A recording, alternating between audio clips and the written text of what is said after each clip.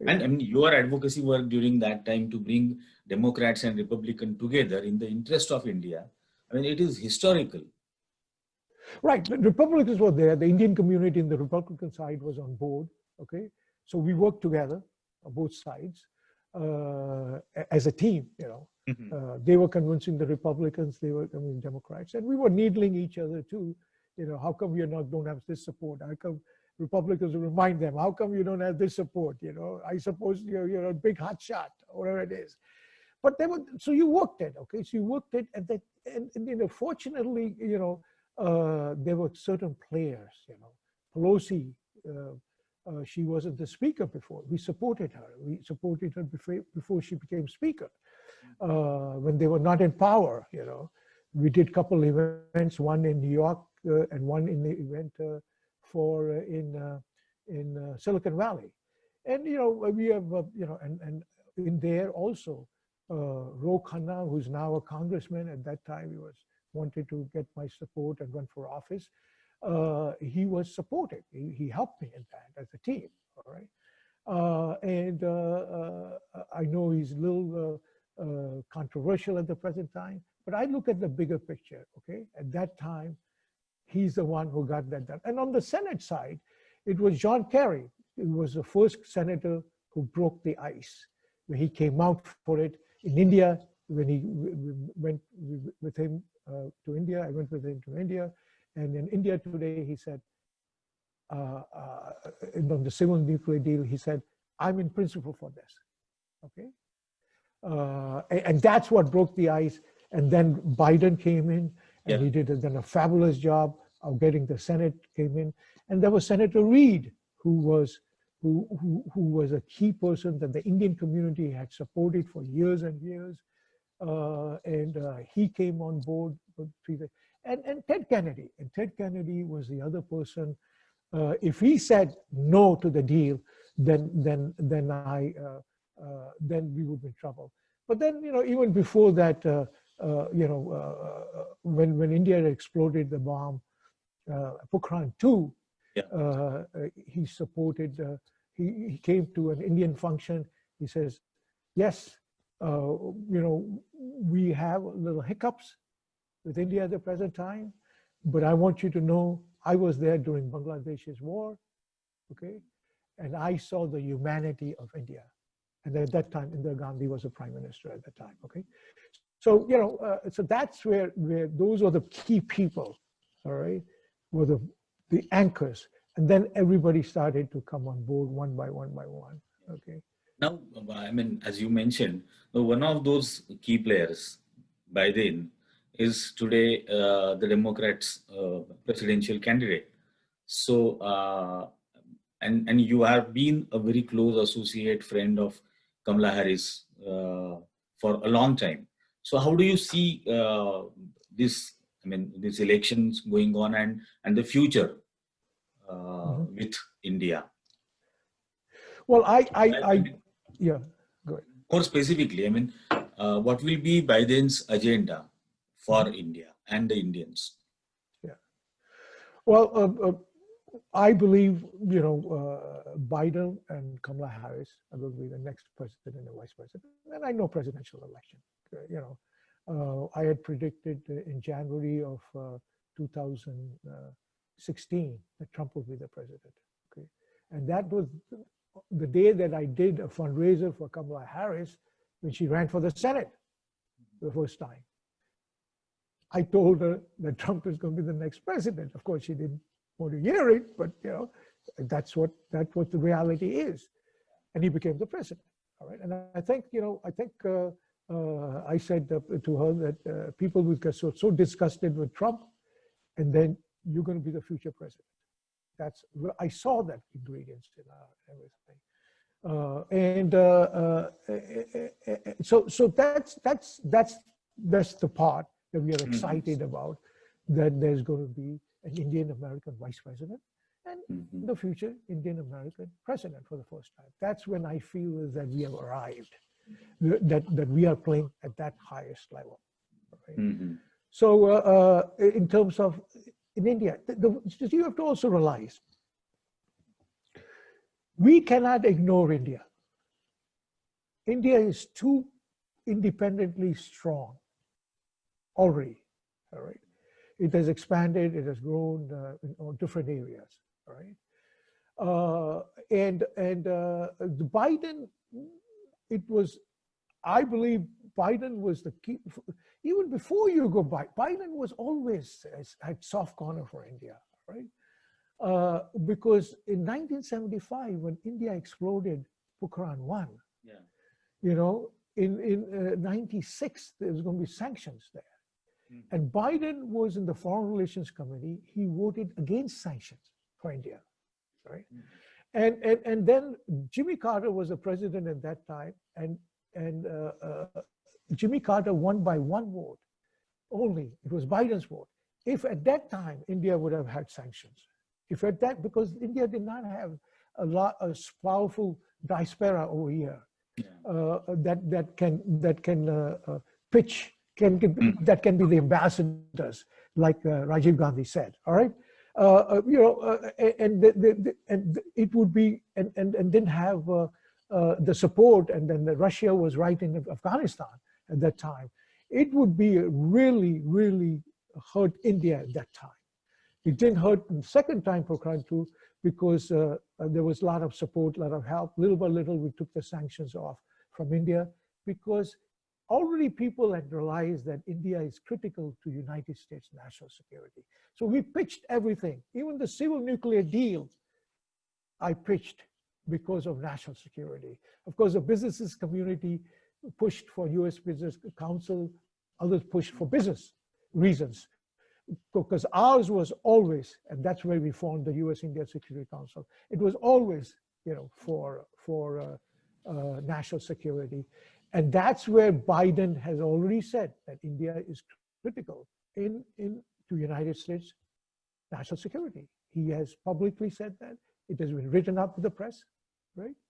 Because I was reading one of the articles, and I happened to read that he had even said that a few years from now, the closest friends in the world will be United States and India.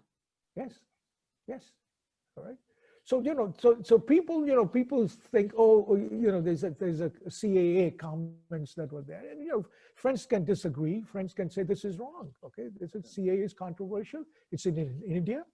So, I mean, he's concerned about that. He has asked me that. How about CAA, Ramesh? I said, well, you know, I just said that, you know, let's see what the Indian Supreme Court says. It's already in the appeals court, and we'll, you know, we'll try it. But he has already agreed that, you know, the bigger picture, India is critical to critical to the United States. And he felt that during the civil nuclear deal, all right? And civil nuclear deal would not have been done if the Democrats did not come on board. There were not enough votes for George W. Okay, and the Indian community did. I think carrying the water. I think the Indian community carried the water more than even George W. did. All right, wow. Because there was resistance also in his party for the Christian coalition. Christian coalitions were against it with India because of the conversion, Hindu conversion, and resistance to conversion at that time for the Christian coalition. And that is their base also, all right? So we had two bases of Republican that was against, the Democrat, the NPT was against, and it is the Indian American community, okay, that made it happen. And I make a short line and I say that it's the Indian American, stupid, okay? It was you just realize it. It's the Indian Americans that brought with the glue that will make it possible, all right? And, you know, bureaucrats over there might think they have done everything. And believe me, everybody is taking the credit for it. Yeah, I know. Everybody's taking credit for it. And the reality is it was the Manmohan SIngh and it was the Indian American community that making it happen. And if you look at Jaishankar's resume, he says he did the civil nuclear deal, all right? I mean, he was in the foreign relations thing, but this is the truth. At the end of the day, eventually, truth always bubbles up. All right. It takes Now, time. about this campaign, present campaign of Biden and Harris, I came across a few emails. I mean, a propaganda actually run by. I mean, I don't know which organization, but certainly a right-wing organization, and they are running a very vicious propaganda against Biden and Harris, especially about the abrogation of 370, their stand on India-Pakistan relations, and the CAA. So, I mean, how is it happening, and what is the strategy to counter it? I think they are naive. Okay, they're just naive. You know, internet has come in, WhatsApp is there, and they just want to, think they have some point of view, but they're just naive politically. All right, they do not understand that you have to look at the bigger picture. They do not understand that politics is give and take, right, for the higher goal. Perfect relationship is the enemy of good relationship. Remember that. Perfect election.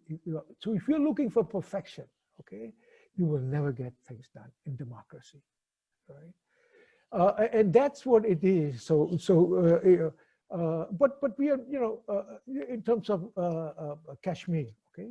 Look, the democratic human rights, civil rights is important to democracy. It's our base. This is it's not to Republicans. All right, business and money is to the Republicans. All right, they have different base. Christian Coalition, it's different base that they have. And so certain times during Kashmir at that time when the internet was stopped, there was resistance in the Democratic side, push for that. Even one of our congresswomen, Pramila Jaipal, was very vocal about it. Yes. And they took it, I think Jaipal took it a little more personally because she's of Indian heritage. How can the heritage that I come for is doing that, all right? Even though the history of Kashmir with terrorism and everything is long, it wasn't addressed. But right after that, internet, when the Indian Supreme Court said that internet is free speech, it was over. Kashmir is over, 370 is over, everybody has accepted it. Of course, they want to make sure that the transition is smooth, and they'll make some comments on that. But there's no sanctions. There's no move from sanctions. Yeah. Biden has never said there'll be sanctions. Now CAA is controversial, and even what I'm doing so much Indian American, even I feel it's controversial. If and it didn't have to happen. Okay, I mean, my sense is if they would have put Hindu and Sikhs in there, maybe it wouldn't be as controversial. If you're putting everybody except the Muslim community, and they're 14% of Indian citizens, and they are part of India, all right? And they are, I'm sure, they're also, I believe they are patriots, just like the rest of India, all right? And sometimes there are few, outliers. There are. That's with any areas, and same thing with you asked about certain people are negatives, that agenda is that they are just outliers. Most of the community supports the democratic issue, is disappointed with Trump, and they are worried about their kids and their grandkids in terms of even before this pandemic happened, the entire country was protesting in every single district against the implementation of CAA. So it's not popular in India as well. People have not accepted that. And the government also had to postpone the implementation of NRC because of that. So yes, I mean, how can it be an issue in the elections in US? Yeah, why are you criticizing and getting all bent out of shape CAA, some of my friends, I look at him, I say, what are you talking about CAA? You're talking as if there's an attack on Bhagavad Gita, okay? Come on, all right, okay? And there's a problem with that, and for good reason too, I mean, I do US-India relationship, and when India does wrong, I criticize it publicly. I did that to Vajpayee when Vajpayee was the prime minister. They wanted to support Sarajevo over there at that time in United Nations, the butcher of Sarajevo. They were supporting. I publicly said that was wrong. The Indian ambassador, the State Department folks were there. And then at the same time, on the Republican side, somebody brought up, they felt that United States Indian policy is made in Beijing. Okay, my executive director, Krishna Srinivasa, opened that out. And they were open because they were still towards China during Clinton's time a lot. And that helped, Interfort was the person that was in handling India in the State Department. It helped him with the State Department, the Secretary of State at that time was Madeleine Albright, was the Secretary of State at that time. It helped him to make the point that the perception out there is that the US-India policy is made in Beijing, okay? So we have been open, and that's why again, CAA is a controversial issue, okay? And that doesn't mean that I'm not supporting US-India, and I disagree with certain things that United States is doing in terms of India, and I publicly say it, I privately say it, and at the end of the day, I believe there are two symbols that are important. The bald eagle, which is a United States symbol,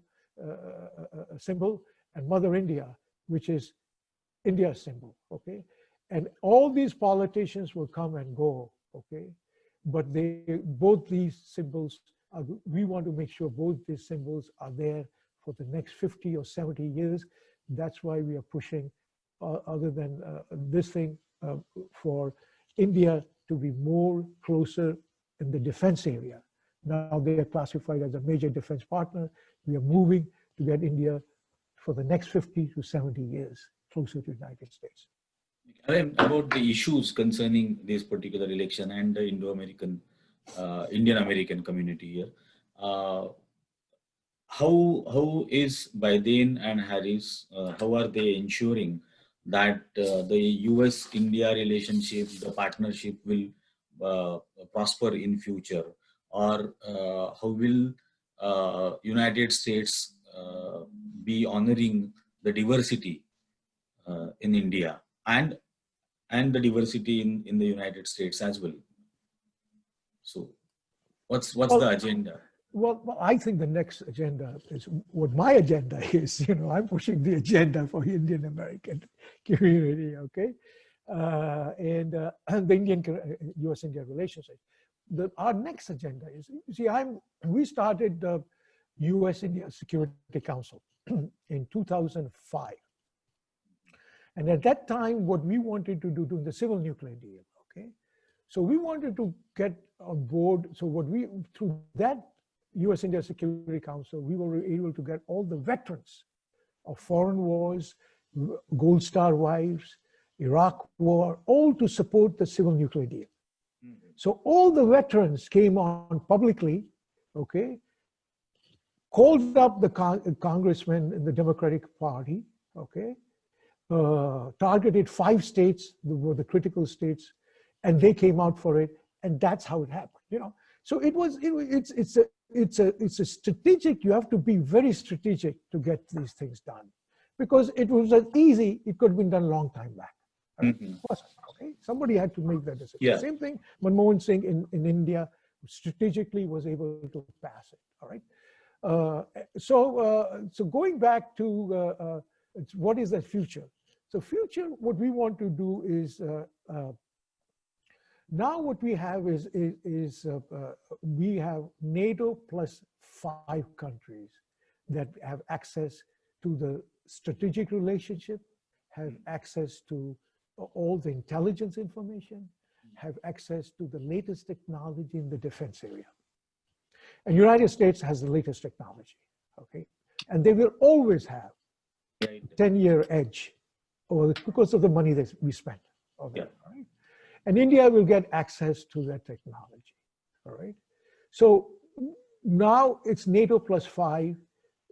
The 5 countries is Japan, Australia, New Zealand, South Korea, and Israel, 5 countries. So we are trying to change the law permanently that India becomes the 6th country. Okay? And it's also